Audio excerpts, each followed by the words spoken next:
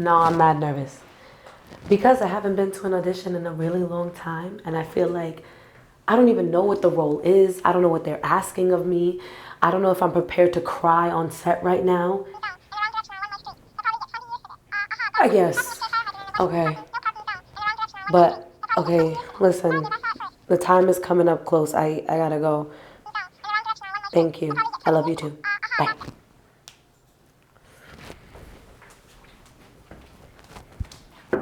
Hi. Hi. I'm Ashley. Nice to meet you. Ash Cristine. I'm here for the Just Talks audition. So it's not an audition. I'm glad you're here, but it's not an audition. It's a podcast. A podcast. It's a podcast. A podcast. A podcast. A podcast. Well, I guess fuck it. Let's do it. We're here. No, sit down.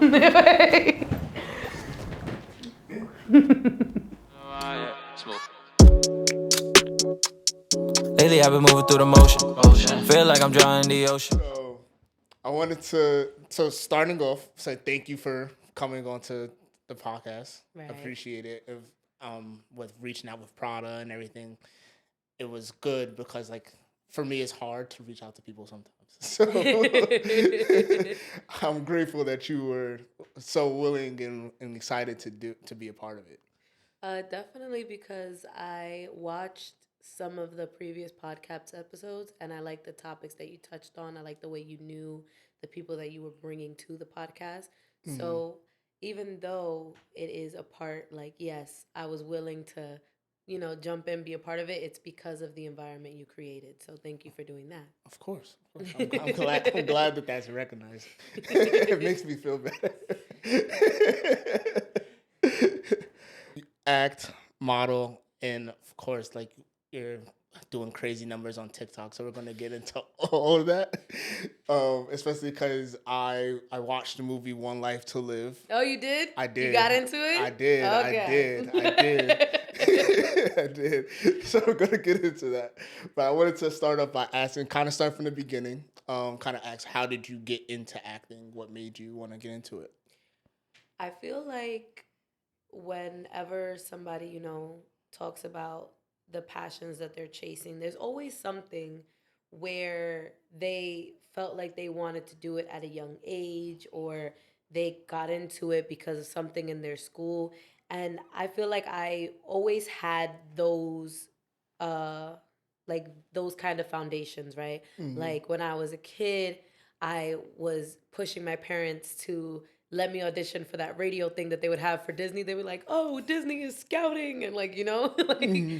So I was always interested in doing acting. In high school, I did musicals. In college, I took acting courses, but I never pursued it because I am a first generation Latina. I came from an immigrant family, and mm-hmm. chasing art wasn't an option. Like we had moments where my parents gave me the opportunity to kind of chase it. Mm-hmm. And I felt such guilt about them spending money that wasn't being returned that I was just like, I can't keep doing this, Like it was a one-time thing, by the way. I think they only paid for like headshots once and then we never got the headshots. And I was like, the internal guilt of this 10-year-old, like I couldn't take it, so I never pursued it. And then, but I was always interested, so it was there through every part of my life. What really pushed me to finally get into acting was my son. So my son is really artistic and he is like creatively inclined. He mm-hmm. loves making beats. He likes making music. He likes playing like beat games where he can make music. He wanted to take keyboard classes. He also likes art, like painting, drawing. He likes to sit down and have like teach you how to draw something mm-hmm. as you're drawing it with him. So he'll do like a step-by-step with you. Fire. He's really engaged in arts. And there was a career day at school and I dressed him up as like a painter.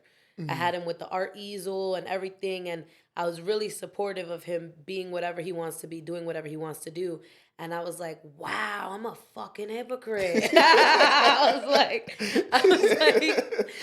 like, I've never, I never really went hard for a creative passion like acting, and I was like, how can I push my son to tell him to take all the risks and the chances he wants to take with any career that he would want if I never had the balls to take the risks and the chances and lead by example. That's fire. So 2 years ago on my birthday was November 13th. Happy belated to me. 2 years ago on my birthday, I said, you know what? I vow to try to chase acting, make it a career as much as I possibly can, and show my son that you can do what you want to do as long as you put your mind to it.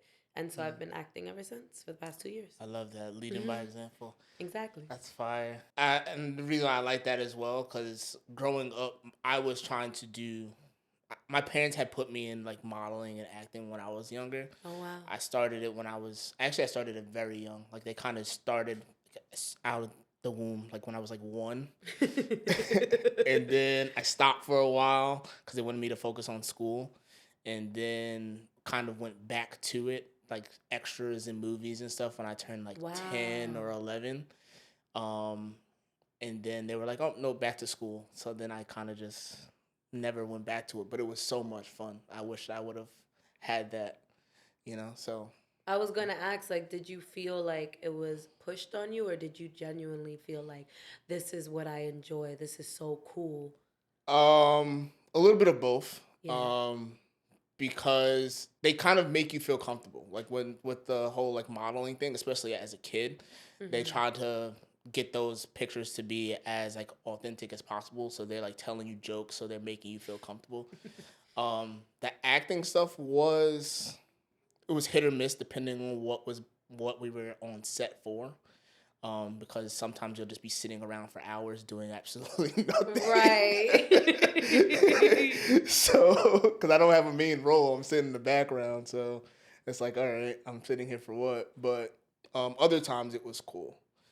Getting the chance to like see like what it's like being on set, the behind the scenes and stuff like that. So as a kid, you kind of get that idea and it's helpful. That's good to have like a perspective that's positive because, we know so much about the negative perspectives in medias with children being on set or being pushed by parents. Like, I don't know if you read that book by Jeanette McCurdy. Did you read it? I did not. I saw a lot about it, but I didn't get the chance to actually read it. So good. Like, if you ever have time, read it. And she talks about the beginning of her career when she was an extra and she would be back on set and how they would wait for hours and but like eventually like they would have like systems in place where they would get food and they would do homework on set, but like parents weren't allowed like in certain areas, and it was just crazy to hear like that perspective, like of how thirsty and hungry she was as a kid because she was being pushed by her parents so much, well her mother so much. So like I said, it's good to have like a positive aspect of that. Like, hey, I did it for fun, and when my parents felt like, okay, we still got to focus on school, I went right back to it. Yeah, yeah. Nah, it was definitely, I can see that because a lot of it was being, obviously they're not being recorded either. So a lot of times my dad, I would go with me, he would be in a completely different location. Wow. Yeah. He'll be like downstairs, we'll be upstairs on like, for example, tell this story real quick. So one time I was part of, Miss Congeniality 2 or Miss Congeniality. Hell yeah. So, I was on set for that, for the second one, not the first one. And it was like one of the classroom scenes. So, we were upstairs on like the third or fourth floor in this classroom in a Manhattan building, and my dad was all the way downstairs in the basement or in the auditorium or something. So he had no idea what was going on. I had to tell him what we did. He had no clue. That's so nerve-wracking. Like, cause I'm a mom. I transitioning my son into going to school, into daycare, into someone else's care in general is nerve-wracking because, my son has had a harder time when he was younger being able to communicate. he's on the spectrum for autism, and he's mild to moderate, and sometimes it affects his ability to communicate properly with me. And so it was really nerve-wracking, like just giving him to someone else's care so that I could work or do something else. So I could only imagine like taking your child for like something that's not mandatory, like school, something that's just, for fun, or like in this big executive film, and then you have to wait in a basement and you have no idea what's going on. Like, I would be so nervous. But what I will say now is I'm about to rewatch the Congeniality movies and start looking out for little OU. I haven't watched it in a long time, so I don't even. It's the second one though. It's not the first one. It's the second one. I said all of them because whatever it is, I could pop some popcorn, make some s'mores, and watch them, because this Congeniality. That's a good movie. It's a good series. Like, it's a good one to be a part of. Shout out to you.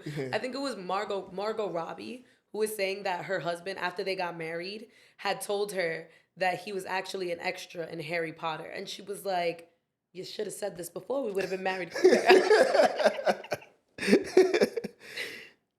Yeah, I haven't really talked about that stuff, like what I used to be part of. So one day I'll share more. I have two questions about kind of like the same thing almost. Want to ask, like, what are the struggles that you see as far as being an actress coming up? Such a good question. So the first thing that I could be here for 10 hours, but I'm gonna try to minimize what I say. One of the first things I realized is that there's no how-to guide. There's no how-to guide on how to be an actress. Every how-to guide you find or videos you see, they kind of say the same things about like, be yourself, audition for roles, sign up, like, but what really got me into the acting space, got me roles, got me to understand more, is creating community with people who are actors.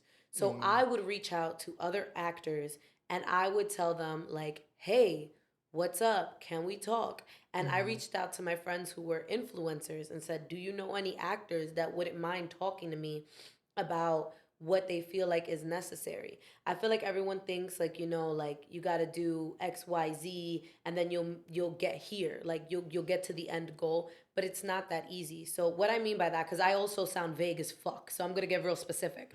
What I mean by that is, in order to get casted in like big movie projects, big film projects and TV shows, you need to have access to these auditions, right? The normal regular person does not have access to those auditions. If you are a starting up actor, like, they tend to tell you to get an agent so that you can then get into these auditions. But then they don't tell you how to get an agent. And so it's always like a piece of information missing. And I feel like that's the hardest part for me. Number one is coming up as an actor, is learning what each step is to get to where I want to be, right? So in my head, this is how it's painted for me. And I could be completely wrong. But the way I see it is, okay, you're an actor. Go to acting classes, sign up, meet people in your community. And in these acting classes, meet casting agents, meet casting directors, meet people that are in the industry already that come to these classes to teach you stuff and make network connections with them. Next step, once you feel like you're confident in your acting ability, get headshots and create your profile on casting network accounts. There's casting networks, there's Actors Access, there's Backstage. These websites and profiles, you have to pay for them. You pay for them and you have access to lower level auditions like NYU Film or Columbia, or people who are independent artists and they want to cast for their own movies. Audition for as much as you can for roles that you feel like speak to you. And then when you have enough footage, create a video reel. Once you create a video reel, you have to start finding the casting agents and agencies that you feel like you would work well with. How do you reach out to them? You have to research. Each casting agent, casting network, and agency is different. No one are the same. You can't just email someone your information and that's the route to take. They'll probably write on their website, no emails, no open emails, no submissions. You have to figure out each one for everyone you want to take. Also, how do you find these casting agencies? the biggest recommendation that people say is look up movies and film shows that you like and look for who does the casting for them. And then try to figure And out how then to try reach to out to them. contact them and send your information that way. Other people say to just put your video reel out there, your video demo, and they'll come to you. If you have an actor that's already in the union and is represented, ask them to pitch in for you. But again, that goes all the way back to building your community of meeting other actors. Yeah. That goes all the way back to meeting other people in your community and other actors. So that's what I feel like is the hardest part about coming up as an actor is I feel like no one's given out the juice, the recipe, step by step, literally the way I just did right now. Like no one's willing to do that. And I'm not really sure why, but that's what I've realized. I think because this is me just guessing, I don't know. But I Right. would assume maybe because it's just so competitive that people don't want probably. everybody to know because they're like, if you get the role over me, then that takes away from them having that shine of where their career could go later on. I mean, that's me guessing. I don't really know. I mean, that's not an unpopular opinion, especially in the creative space. Like, there's always these discussions, whether it's from people starting out or people who have been in the industry forever that talk about that, where they say, like, if something, is not meant for you, it doesn't mean that your journey has to stop there. You know what I'm saying? Like, I forgot who it was. Ooh, Robert Pattinson, Andrew Garfield, and I forgot the third guy. They all lived together. Yes, I saw this. And they all came up in different times in different ways. And they would share auditions with each other. Like, oh, I heard about this audition. And that's why they're all successful. That's why they all made it. Because you work together. Thinking that because something, you see something and you're like, oh, this is for me. This is what I want to do. And you feel like if you share it and that other person takes it, like you don't have the opportunity at it. If you share that opportunity and that person gets it, is because it was never meant for you. And something else better was meant for you. That opportunity was meant for that person. And I feel like people need to start thinking about that way more so they can be happier. but is that the reason why information is withheld? I don't know. Maybe. Another reason could be like they don't want to say the secret sauces or the recipes because they want people to pay for them. That's the other thing. People want to sell them in a way so that they have, the ability to also make something off of knowing this information. Yeah. That could be another negative perspective on it. Who knows? Because then it's a small business for somebody else that's just collecting all this money for you to house your stuff on his website. Right. I will say, though, every actor that I have met, that I've come across, or that I've worked with really, have all been willing to help me out. Have all been willing to give me advice or be very candid about their journey and what works for them and what could possibly help me. And no one has ever I've met a few actors that got me the roles that I've been in. For example, One Life to Live, I got because a friend who was an actor said, hey, they're doing a casting for some movie in this direction, this day, pull up, see if there's a role that could work for you, and et cetera, et cetera. And he had already been casted for one of the roles. So he really didn't have to do that, but he went out his way and he did that. That's how I ended up in that movie. And then, as you know, Prada ended up because I was like, Prada would be perfect. Let me go get her. Because I watched it after I interviewed her. So when I was after interviewing her, I'm like, that's so funny. Like seeing her Seeing the role that she's playing, you're like, yeah, that could be Prada. Just for everyone to know, I don't know what camera I'm looking at. Prada plays the sister of the main character. And her role is embodied by literally just being concerned for your sibling, caring for your sibling, wanting the best for your sibling, and literally trying your best to tell them, like, do what I say because I know best. I'm older than you. Please listen to me. I'm trying to help you. Just trying to help him. And the movie is about him making his own decisions and doing what he wants.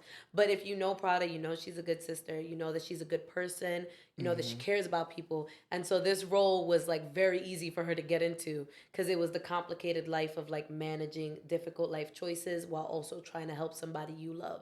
Like, It's exactly. I was like, she could do that. Definitely. So you described that so well. So jumping into it directly, you want to talk about your role? My role? Yeah, absolutely. So I'm the crazy baby mom. No, I'm just kidding.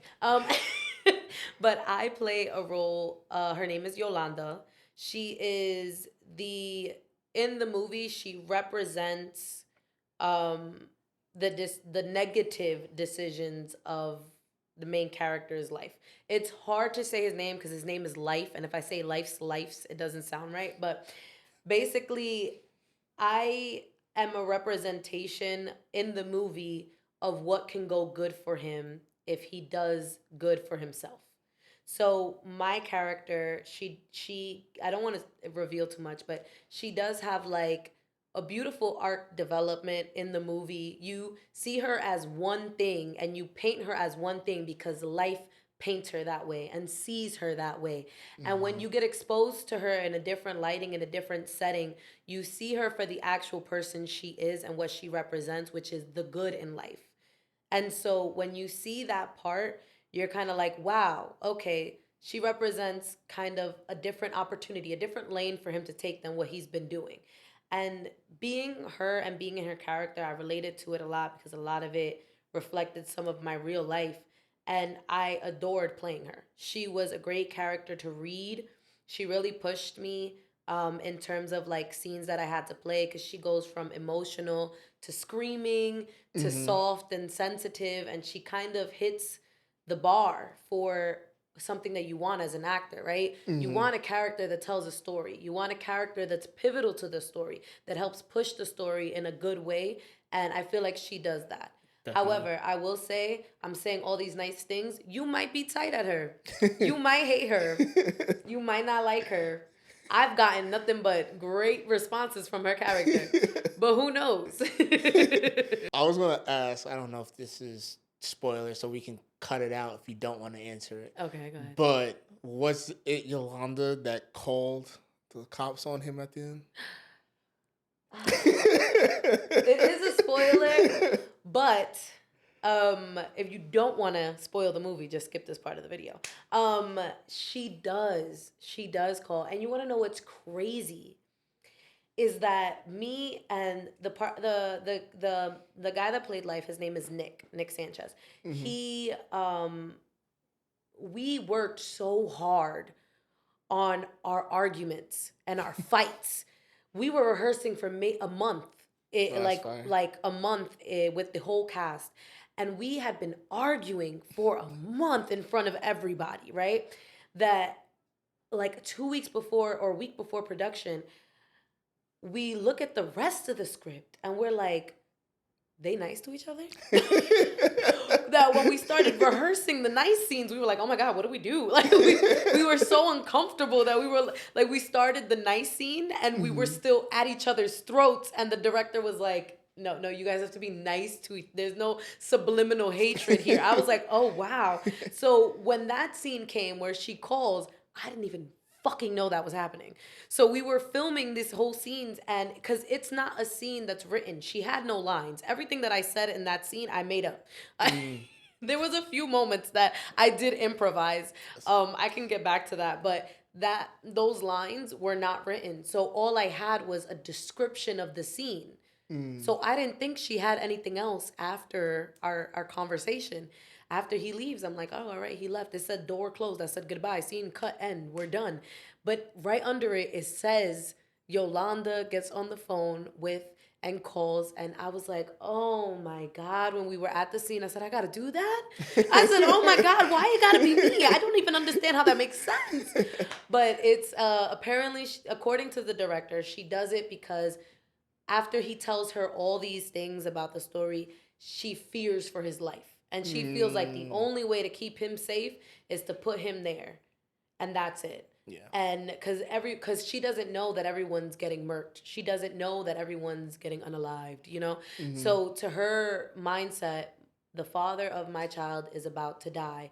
I have to do something to protect him. If they put him away for a little while and protect him, and, you know, he'll get out because he didn't do anything wrong. Like, that's what she's thinking. You know, get him in there and protect him. And I, of course, I asked because I said, "What's the point? Why is she calling? Let me know." She was just begging for help this whole movie, and now you got her putting him in there. I was like, "Oh my God, please explain this to me. I don't understand." And so that's the response the director gave to me. So to answer your question, yes, she does. She's the one that calls. And I know she looked like a little fake bitch there when they rolled up on him, and she was like, "Oh my God, oh my God, like yeah, okay, bitch, you knew what you was doing, like." Yeah, that part was like, I was like, no way she's doing that. You know, the other thing that stuck out with me, there's two things that stuck out to me. One, I would say like everything that you said about your character, and you showing so much emotion with that role, it kind of like stuck out because watching it, I was saying, because I watched it with my girlfriend, and we were like, our two favorite characters throughout the movie were you and I don't want to spoil it too much more, but the drug addict. Oh yes, he's amazing. Yeah. Yeah, I know. Now I know what you mean by you don't want to spoil it anymore. Okay, yeah. He's incredible. Like when we were in rehearsals, I remember. Oh, you want to know a fun fact? Actually, before I say this, the store owner is Dominican. He's not even. Yeah, that accent. I was like, where that came from? He was really playing it well. He was supposed to play that accent, so I was like, it came across well. But Jimmy, that's his name. Jimmy. He when he was in rehearsals, there's something that I feel like when you're watching an actor be completely in their character. And like obviously wonderful examples to give, Heath Ledger as the Joker. You know what I'm saying? Like you can see that actor is in it, right? And when he would be at rehearsals, he was Jimmy. That's who he was. He was walking in, doing all the stuff, and sits down, and he's so kind and he's so sweet. And the minute he started like rehearsing his scenes, because of course I wasn't there for filming days, we had no scenes together, I would just be in awe. I'd be like, oh my God, I love watching him. He's so great. He knows exactly how to make you care. And still like be like, he's just you know what I'm saying? But also thank you for liking my acting and my role as well. I'm glad you enjoyed it. Of course. So the other thing that we were talking about when we were watching the movie, we were like, because when he came home, you were sitting on the couch talking to his mom. We were like, there's no way that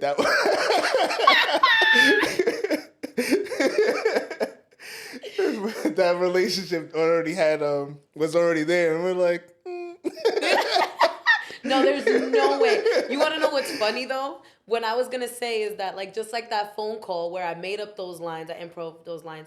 As an actor, you always have to make sure that if you're adding lines or taking away lines or doing anything like that, you check it with the writer and the director, right? Because this is their vision, this is their story. There might be a reason that line is there and you don't know why because you're not a part of every scene. So you need to go and double check to make sure some things are acceptable.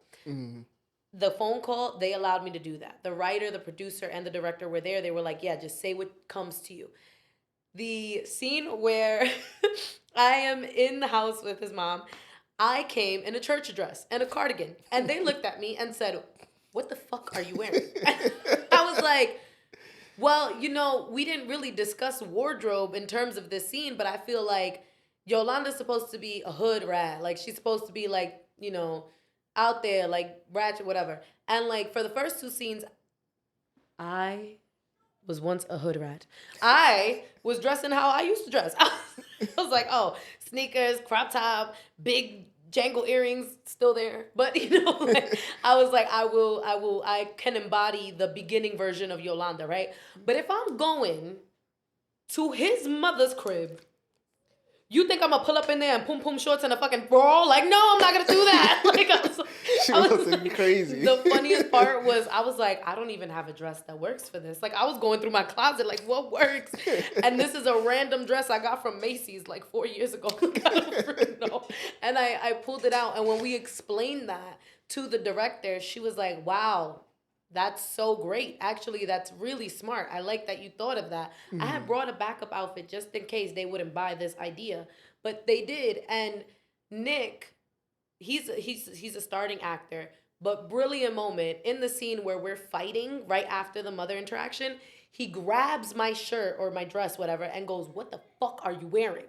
And it's because they said that right prior to the scene. So he adds that into the like script. And it's such a brilliant part to me because like it was like, yes, actually point out why I'm wearing this. The same way I had to explain to the director, why am I wearing this? But yeah, me being there completely unrealistic that I would be sitting with his mother immediately. But you got to understand her motivation. Like, I done been in your crib. I've been in your room a million times. You snuck me through that window. Stop lying. And now she gonna know I'm pregnant. Like, any other mother probably would have been like, get the out. But she was there like, she gonna have my grandbaby. Like, we don't have that relationship. But she was cool with it. She was cool with it. So they wrote it that way. Started talking about like the difficulties, what like the acting and whatnot. I was gonna ask, what was your take on the actor strike that just went on? Oh, I was in full support of it. The actor strike, the writer strike. It started with the writer strike. So that should always be mentioned. I follow a lot of writers on social media. They began the strike for it. And basically, like, I read on what I could read and understand on what I could understand, right? I can never speak from a position of knowing everything that they were fighting for. I'm not a part of the union. I'm not a part of SAG union. That is a goal. That is one of the goals. But I was in full support because certain things that they were demanding, not even certain things, everything that they were demanding, from my knowledge, was completely reasonable. Completely reasonable. No reason they shouldn't have been given it. The studio A24, they weren't even a part of the negotiations because they immediately gave them exactly what they asked for. They said, we could do this, boom. That's why A24 continued to promote movies, actors continued to post for them and stuff like that. For the writer's strike, I remember some of the things that I heard that started it was because writers work on a contract basis, right? So one woman gave an example of she was contracted to work on a show, right? And they wouldn't give limitations to how far back a contract could be pushed before it can be null and void or whatever the case may be. But like this writer specifically was explaining, she signed a contract for this big show. She was excited to be in the writer's room for it. The show got pushed back 2 years. And in the contracts, in typical writing contracts, it says you cannot work on other projects. So she was unable to make income for 2 years because of this stipulation. Other things were that AI, they were pushing the idea that AI could be writing or finishing scripts for movie ideas. Which is insane. Which is insane, instead of having writers create them. At the end of the day, AI only creates from the information that it's given. It doesn't live life experience. So there's no way for it to know exactly great moments of what to write that might come from someone's personal life. You know what I'm saying? And so that's what I know about the writer's strike. And with the actor's strike, the main thing that I remembered was wanting at least 2 or 3% of the streaming incomes, which is completely fair. And also that background actors, they were trying to erase, almost eliminate them, eliminate give them like a what one-time you were payment. enjoying as a kid. They're trying to eliminate that for actors by having them sign on a deal, say like a project, and be like, hey, you sign this so that we can use your likeliness for any other project we want in the future, and you won't get paid for it. Like, imagine waking up one day, you worked for a small film that Netflix decided to remove from its streaming platform, and then you wake up the next morning and you're on the starship in Star Wars. Like, what just happened? Like, I didn't get paid for that. Like, knowing how much money that they're about to make. Right. And that's completely fair. That's stealing wages from people. That's just stealing livelihoods. When I was younger, this is a random fact, but the neighborhood that I grew up in the Bronx, like, I grew up across the street from like a burned, abandoned courthouse. They have used this neighborhood for everything. Law and Order, American Gangsta, Gotham. Like, I've seen it filmed in front of my building multiple times. And Gotham, when they were filming one day, there were these 2 extras they had brought their own car to set because they had an old, I think it was a Cadillac that worked during the time period that Gotham was filmed in. And I sat with them. I had a conversation. Mind you, I'm like 12. And, or no, I'm a teenager. Excuse me. I'm a teenager. But I'm sitting with them and I'm having this conversation. And they were explaining that. Oh, I think it was him. Yeah. They were explaining that they make a career as a couple working as background actors. They have no interest in being main actors in films or TV shows. They love just being a part of set, being in the background, and showing up, having fun, and being with each other all day. So that would just eliminate them. That would just eliminate their whole career and livelihood. And I remember thinking of them when the strikes were happening. Right now, like both unions have been able to reach like a deal, strike a deal. Mm-hmm. I think for the next 3 years. I'm not sure about the writers if it's 3 years too, but the actors one is 3 years. It's three. The actors one is 3 years. I'm not sure about the writers one either, but it's a big deal. It's a huge like part of history. They said it before. The only time actors and writers were on strike together was 60 years ago. Yeah. You know? And then I think there was a minor one earlier, like later on, like when reality TV started to like kick in heavy. Really? Yeah, because I think that was kind of like the push of why shows like Keeping Up with the Kardashians and some of those shows were created, because there was some sort of small thing that was going on. I don't know if it was actors or writers, but there was something that was going on. Oh my God, I gotta Google this. I have to Google this after we're done here.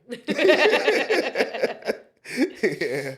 So that whole wave, because remember that when Keeping Up with Kardashians came out, there was a bunch of like reality shows that came out around the same time. Oh my God. Whenever I think of like reality shows, like I think Tila Tequila, I think Flavor of Love, I think oh my gosh, Bad Girls Club. Like I'm immediately jumping to those. But I could see why like they had a strike due to that. Anytime there's a huge shift in media, like I remember there was a time period where production companies like contracted the actors. Then there was a time where they became free agents, and now that's mainly how they work, like through agents or agencies. Instead of being signed to one production company and having to make movies for that one production company, then reality TV, streaming platforms, like the industry is always going to change and constantly change. So it's just keeping up with the times, for real.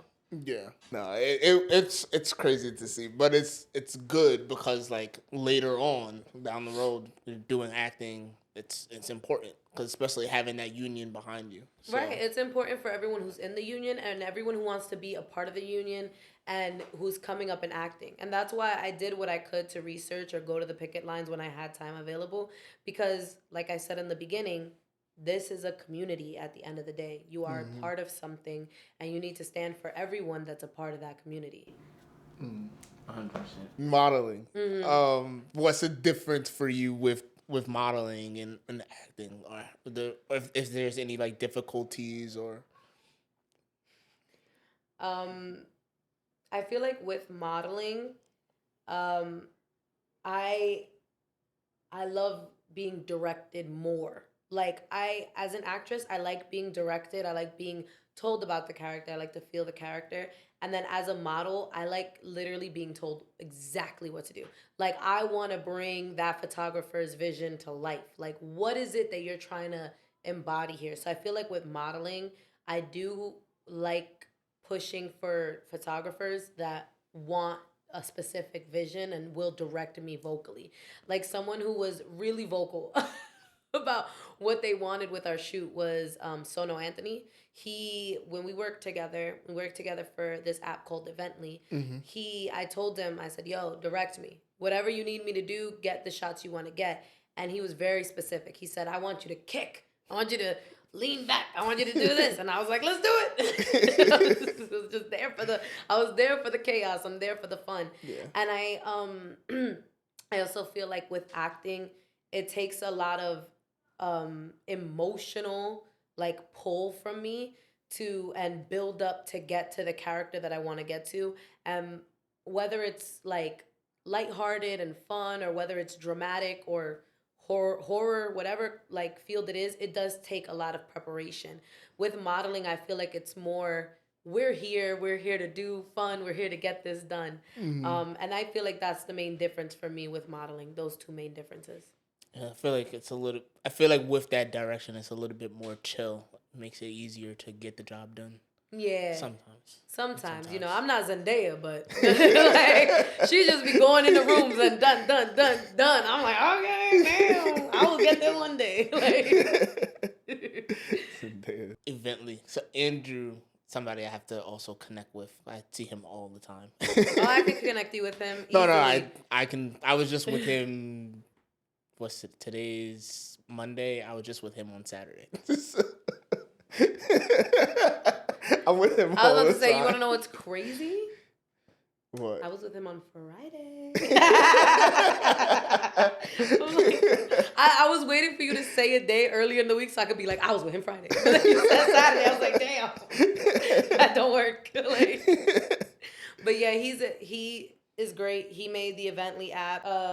For those who don't know, Evently is an app that connects all type of people in the entertainment industry, whether you have a studio space, you're a DJ, you're an actor, you're a model, like it connects you so that you can book with people instantly. So like for me, we booked the studio space and I got Sono Anthony, the photographer, through the app and booked them to see what day, it shows you their availability to see what days you can book them together. And then that's how we were able to do the shoot. I remember he was telling me a little bit about it, like right before he started and then right when he was posting it. So that's lit that you were part of that. I like it when people, you know, bring me a part of stuff. I'm like, yeah, I'll help you, no problem. Do you want to talk about your TikTok account? My TikTok account. So I, as anybody on TikTok, well, I'm not going to say as anybody because some people really do go into TikTok with the mindset of like, I want to blow up. I want to be an influencer. I want to create content. I went on TikTok during COVID because I was bored.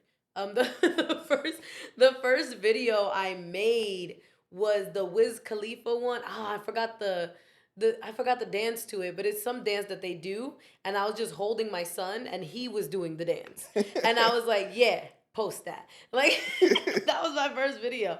So I was really just like on the app, and whenever I saw a video that was fun to do, I would do it. During COVID, I was stuck in my house. I worked from home. And I also had, at that time, my son was 4. And I was working with him on his therapy and his ABA therapy for his autism. And so I would spend 4 hours a day with his therapy. I would spend 8 hours working. And I was trapped in this house. And me and my son are both asthmatic. So we were very high risk. So leaving the house was like very scary for us. And to take the risk to do that, we wouldn't really do it. And so I had to find another way to keep myself entertained. And media consumption, you know, being a big thing, jumping on TikTok, I was one of those people that was like, I'm not going to do those dances. I'm not going to do that. That's so, But like, then I just started having fun with it. And I started talking to people the way that I talk to my friends and telling stories and stuff. And one day when I was doing a trend, where it's a customer service voice, it went viral. And I was like, whoa. I was like, never have I ever had anyone be so concerned about my accent or my voice. Like, I'm surrounded by New Yorkers. I'm regular over here. So I was so like shocked. And there was just this constant comment after comment. You sound like Alicia Keys. You sound like Alicia Keys. You sound like Alicia Keys. And I was like, I really don't even know what Alicia Keys sounds like. Like, I know what she sings like. So I went to the video where she goes, hello, is this Michael? And I was like, that's the only place I've ever seen Alicia Keys talking. So I went back to the video. And I decided to make a joke and play on the fact that everyone said that I sounded like her.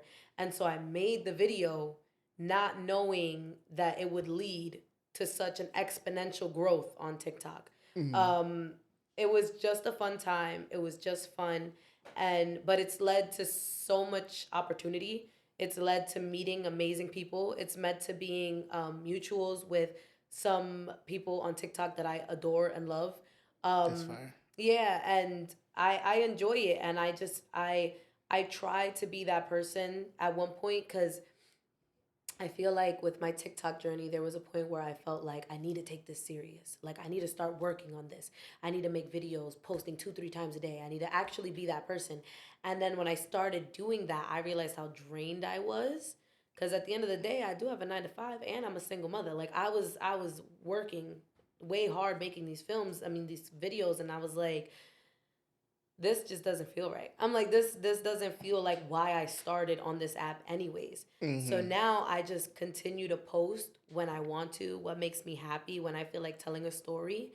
And I continue to engage and it continues to be the way that it is. And I love that. I love it. I love TikTok as like the way that I can express myself and not feeling as an obligation. Yeah, that's. I feel like that's how it should be. It shouldn't Yeah. feel like this is my job. Right. For some people, it does feel like that, and I understand because it really is It their is. Yep. job, you know? Like, they spend days creating videos, content, and stuff that they want to put out, and it's hard. It's hard. You have to be a creative director, you have to be a videographer, you have to be a makeup artist, you a writer, you got to be everything. Like, and I applaud some of the people that do because obviously I can't. And I made a video like that too. I was like, shout out to y'all because it ain't me. Like, No, because so Sav tries to push me to post more on TikTok all the time because like I don't promote TikTok on Instagram. Same thing that you said. Like I created it because I was bored. I like talking about sneakers, so I just started posting, and then I posted one video. I don't have nearly as many followers as you, but I posted like a couple videos like in a month. I was posting a lot, like you said, 2-3 times a day, and a couple of them they hit like the tens and 50,000s of views and interactions and stuff like that. And I was like, now I feel like I have the pressure of having to do that, it, and I'm like, I don't yes. want to because then it feels like I'm not really being myself anymore. But I also see where it could be beneficial in that space of having some sort of extra income if it was successful. So it's that pressure of how do you take it? Of what you want to do and what makes you happy and what you feel obligated to do, right? I completely forgot to mention that the reason my name is Cardi Keys is because the Alicia Keys was supposed to be a compliment. But then there were people that were commenting, trying to negate the Alicia Keys comment, saying like, y'all are bugging. She sounds like Cardi B, but in like a negative scope. And I was like, how dare you? She is the queen. I was like, I love Cardi B. So I put like my name as Cardi Keys because I was like, I love both of them. And if you're going to say that I sound like one or I sound like the other, they're both a compliment to me. But Alicia Keys actually did find my video. Oh, did she? And she duetted it. And she was like, does she sound like me? Yeah, tell me. I was like, oh my God. I was like, she saw me. Alicia Keys is awesome.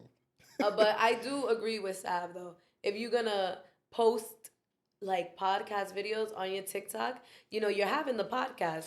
So Flip them and post them. So the podcast thing, yes, I do agree. Yeah. I 100% agree. Post it as much as possible. It was more or less the sneaker part. Oh, the sneaker part. Okay. Yeah, it's the sneaker part, but the sneaker part is the one that's getting the traction. So it's like you should keep posting. Like two of my I was gonna say two, but one of my favorite things to watch on TikTok are podcast clips. The podcast from the British guys, Shits and Gigs. Oh my God, they freaking kill me. Do you know what I'm talking about? It's the two black guys, right? Yeah, Fumad and Sometimes they do they have people call in and stuff like that. No. It's not them. Do they have them call in? I don't think so. Or maybe I'm talking about two other guys. But I think I know who I know who you're talking about actually. Yeah, they kill me. And this podcast called Two Hot Takes, and this other podcast, it's these two white women, and they just complain about everything that they're sick of. That's the whole podcast. It's called I'm sick of it or something like that. And all they do is like they just literally talk about shit that they hate. And I said, oh my God, that's what I do. Like with my friend, and the video I remember that got me interested in them was they were talking about manifesting. They were like, I'm so tired of that shit. Like, they're like, I'm so tired of manifesting. She was like talking about this post of this woman that she had like these nice cars, her husband, like a private plane behind them. And the caption was manifesting. And she was like, I bet you. She was like, manifesting. She was like, I bet you she could suck the chrome off a tailpipe. And that's how she manifested that. I was like, oh my God. I was like, what? And she was like, that's crazy. Who are these women? I need to follow them. And like, they're just two older white women that just talk about shit that they hate. And I adore it. Shits and gigs. They talk about the craziest things they see online and their own personal opinion, but it's really their intimate friendship that's just hilarious to watch. And the Two Hot Takes podcast, it's this woman that she just reads off of Reddit, like stories and stuff, and they give their opinions.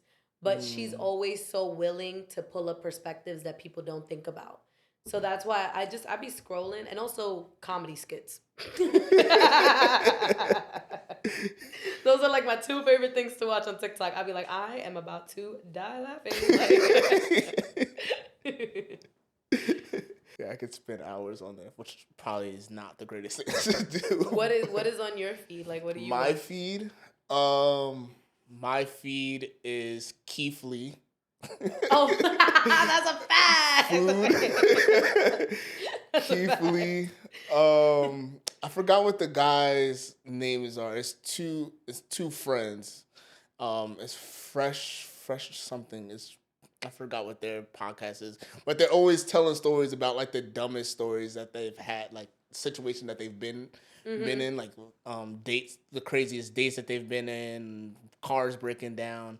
I forgot what they're. For a second, I thought you was gonna say Fresh and Fit. I said this podcast.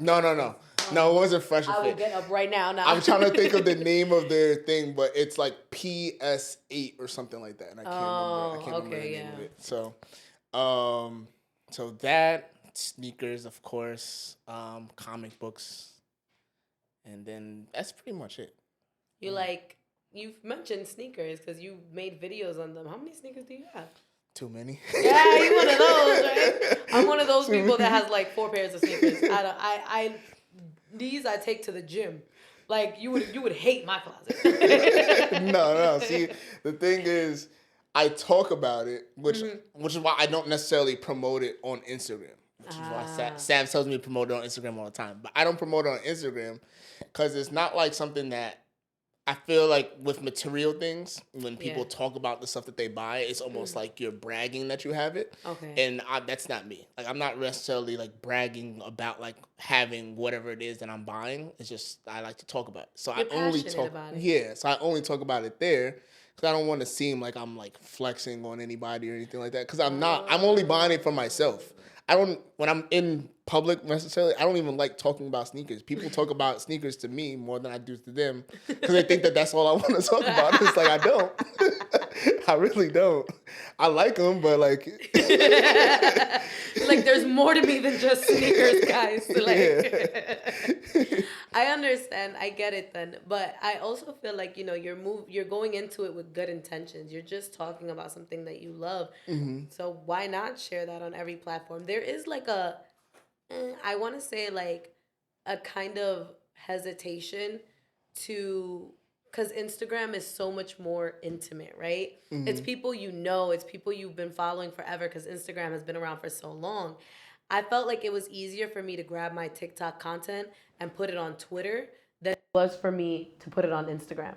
Because I'm like, ooh, I'm really showing myself in a different way to people that like my family or people I know from middle school, like, and it's scarier to do that.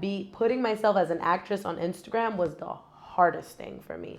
So I understand what you mean when you're like, I don't want my friends or my family or people that know me to think that I'm trying to do this because they know me, And TikTok, when you start off there and you get a following or you're making these videos, it's kind of like a fresh start. You're speaking to a blank canvas of people that you may not know. I've learned recently that these are people I know, but it's more easier in that sense. So I get what you're saying entirely. I get what you're saying, but you got to do it. I'll do it. But my last like question for you would be, it's a question I've been asking everybody. So my question is more or less, if you had the opportunity to do whatever you wanted to do, you didn't have to worry about money, you didn't have to worry about anything that was stressing you out in life, what would it be that you would just 100% give your focus to? You know, like, I'm sure that people probably have answered this with a job that they would want to do or something that they would like to do. I feel like if I'm able to have the access to do anything, not worry about money, never worry about anything in my life, then I would probably spend it helping children. Okay. Like helping children in any way or shape or form that I can. Mm-hmm. I am not someone that thinks that they will probably have more children. I have my son and I'm very content. If another child comes along, delete this podcast video. But I've always said that if I was to have other children, it'll probably be through adoption or, through like, or I would be willing to be a surrogate for like a couple or a family because the statistics of children being in adoption and the way that children are being treated across the world, it's something that like when I think about it really hurts me and it's something that makes me want to get up and actually do something. So if I had the opportunity to do whatever the hell I wanted to do, with money never being an issue, it would be to help children and to protect them and keep them safe from things that, they wouldn't have been able to be held safe from or have access to without that. That's fire. I definitely like that answer. Thank you. I definitely like that answer. I can tell you why off camera, but I definitely like that answer. Okay. You're like, it's a little too personal. Off camera, we got this. I definitely tell you. But I like that answer. But that's like something, I try not to give too much because I want to see like what everybody's going to say. Because like I think Prada said music. I think Rondon said like cooking. That's cute. I love that. Everybody said it's something a little bit different, so I like to see like where people's heads at with that. So Yeah. yeah. What about you? What I do? Mm-hmm. I do something with like giving back. I used to play in baseball at Pelton, so I was like driving by. It's not only Pelton. It's not where I got the idea because I was in general. But like something I really was thinking about was lately I've been driving past Pelton and seeing how empty it is. Like the field is not really being used, Or taken care of. Mm-hmm. So it's like, why not like bring that back and have people like play baseball and stuff like that there again? Like, why is that not being utilized? It was fixed up not only for the soccer and not only for high school, why it was made for like the little kids and whatnot. So that's why I played. I started playing there when I was like 4, 5. Pelton is in Yonkers. It's like a field in Yonkers. Pelton Park in Yonkers. Yep. So that would be something that I would think of because it was like a cheap thing to try to keep kids out of trouble. Especially now, I don't know if you heard like all the budget cuts and stuff that they want to do. And people wanted to try to diss me by comparing me to Cardi B. Listen, because she was speaking facts. Okay, she all those budget cuts in New York City. It's crazy. You're taking away from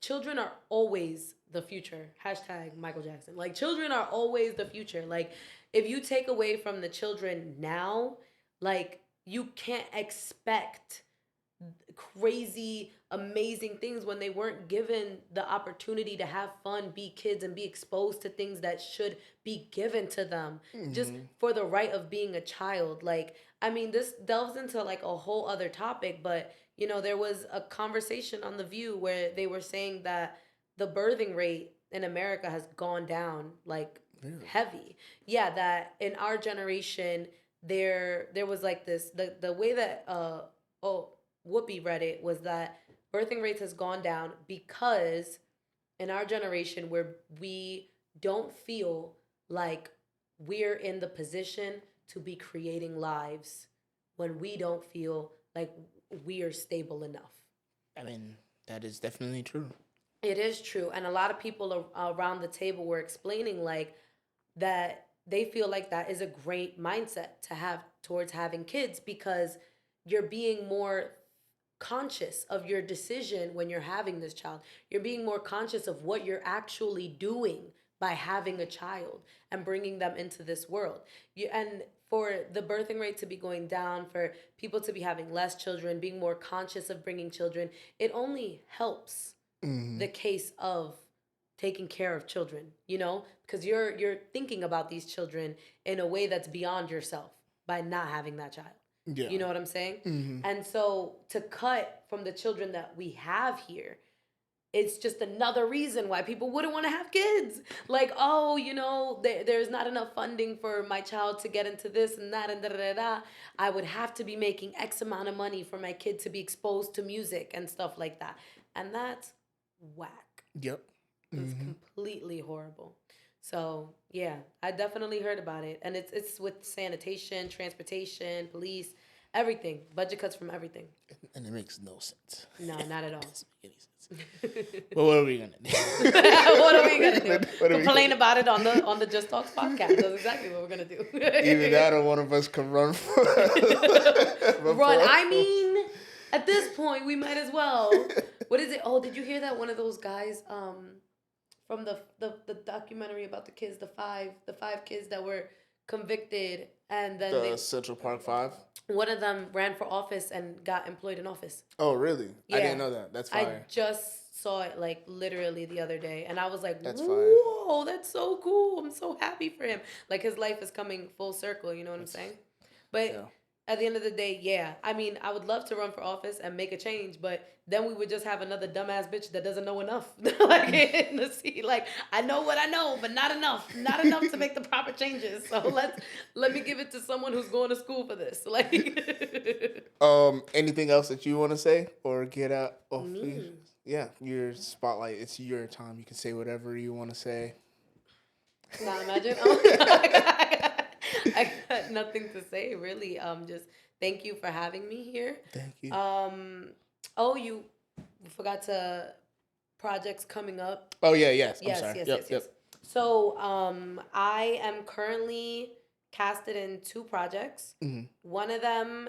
Both of them are really hard roles that I am working really hard to try to bring to life. One plays a drug addict that's struggling with life decisions, and you get to see all levels of her from beginning to end. It's a short film. It's by someone named Sav, actually. He's Sav, someone named Sav. Like, that's funny. And he's creating this film. He has a beautiful vision. He wrote an incredible story, and I am lucky and blessed to be a part of it. The second film that I am in it has to do with like a drug family, like a drug lord family. I again play a pregnant woman. I don't know, maybe they like seeing me with a belly, but she's very different to Yolanda. She's shy, she's sensitive, she's very timid. Is a good word for her. She's very timid, and it's a completely different character from Yolanda's, burst of confidence. Mm-hmm. And for the other project that I just explained, that character is, again, she's someone that is very scared. Okay. Very scared, very worried about her life and her hopes and her dreams. So they're both 2 beautiful, sensitive characters, and it's different than what I've played in the past. So I'm hoping that I bring them to fruition really good. Yeah. You definitely will. Thank you. My hope for you with just moving forward with the whole thing with acting, unless it works for you, because some people it works for them, they make a career out of it and they do not mind, they don't care, but getting like typecast. Oh yeah, I don't want to get typecast. It puts you in a box. I don't want to get typecast. I forgot to say the names of the movie. The first one is called Man in Green, and the second one is called Baggage.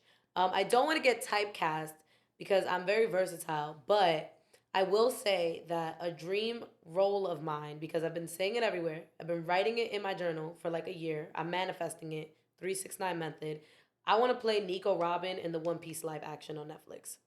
that is my goal. I am a die-hard One Piece fan. I've watched every episode. I'm a little too obsessed, honestly. You can ask my son what Luffy's abilities are. He will give you a breakdown, okay? Like, and and I just feel like I, one, not only look like Nico Robin, but I also love her character. I love her story. I love what she represents to the crew, and I'm in love with the cast that they have already on Netflix. They are all of them killed their roles, and I'm like, I am your Nico Robin. Find me, Matthew. That's one of the showrunners. I'm like, find me. I'm here. Like, so yeah. So I don't want to get typecasted because I definitely love playing my dramatic, screaming roles, emotional roles. And I don't know how they would portray Nico Robin, but in the anime, she's very confident. She's very sure of herself. She's very independent, and I love that about Nico Robin so much. And I would love to play her. Like, that is, like, the goal right now. That'd be fire. That'd be awesome. Definitely be awesome. I'm trying to think of if I had a choice of who I can play, whoever. Oh, yeah. Do you watch anime at all? Not really. Do you? Okay, so let's I don't. We don't have to stay in that realm, but I'm like an anime girly. So what role would you love to have played or be a part of? What would I have... Well, now it's getting too late because I'm getting a little bit older now. I would have loved to, like, as they were on their way up, before they did the animated version, I would have loved to be Miles. Miles Morales. I would have loved that. But that was good. Now I'm getting a little bit too older to do it. Unless I do like a future version. You can always play. Yeah. Like what did they have in Spider-Man, the Spider-Verse? Peter B. Exactly. Now he got a baby. You can play Miles Morales, the adult. Like, come on. Exactly. So that's a good role though. That's a good one. Yeah. And then I don't know. As a guy, I just would love to do an action role. You're like, forget typecasting. Put me in the action. Like, yeah, let me be in a Mission Impossible movie or something. I can do it. That sounds cool. It's not just Tom Cruise. But yeah, no, I want to say thank you for coming on, and I really do appreciate it. Thank you for having me. Yeah. This was cool. We had like a nice little conversation. Definitely did. Yeah, but thank you guys for watching and tuning into another episode of Just Talks. Peace until next time. And we're done.